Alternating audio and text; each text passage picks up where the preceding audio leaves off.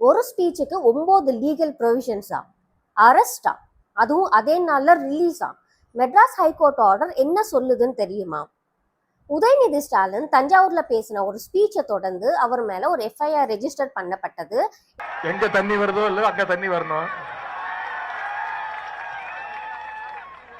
காவிரி சொன்ன. இதை எஃப்ஐஆர்ல போலீஸ் 9 லீகல் ப்ரொவிஷன்ஸ் கீழே கேஸ் ரெஜிஸ்டர் பண்ணியிருக்காங்க. அதுல BNS section 196, 192, 352, 79, 296, B 61, 351 2, section 4 of the Tamil Nadu prohibition of harassment women's act மற்றும் section 67 of the information IT act include பண்ணியிருக்காங்க. இதுக்குள்ள உதயநிதி ஆன்டிசிபேட்டரி பெயிலுக்காக மெட்ராஸ் ஹைகோர்ட்ல பெயில் பெட்டிஷன் ஃபைல் பண்ணியிருக்காங்க.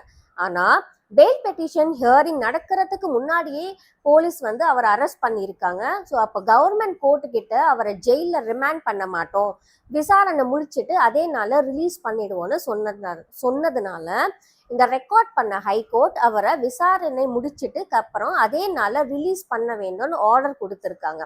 இதனால ஆன்டிசிபேட்டரி பெட்டிஷன் இன்ஃப்ரக்சுவஸ் ஆயிடுச்சு. இன்னொரு பக்கம் உதயநிதி தரப்புல வைரலா சர்க்குலேட் ஆகுற அந்த வீடியோ எடிட் பண்ணப்பட்டது உண்மையான கண்டெஸ்ட்ல நான் இல்லைன்னு கூறுறாங்க. டிஎம்கே தரப்பு இந்த நடவடிக்கை பொலிட்டிக்கல் மோட்டிவேட்டட்னு சொல்லியிருக்காங்க. ஸோ குற்றம் நிரூபிக்கப்பட்டதா இல்லையான்னு முடிவு செய்யறது கோர்ட்டு தாங்க. ஸோ அண்டர்ஸ்டாண்ட் லா, ஸ்டாண்ட் ஸ்ட்ராங். இந்த ஹைகோர்ட் கோர்ட் ஆர்டரை பத்தி கருத்து என்ன கமெண்ட்ல ஷேர் பண்ணுங்க.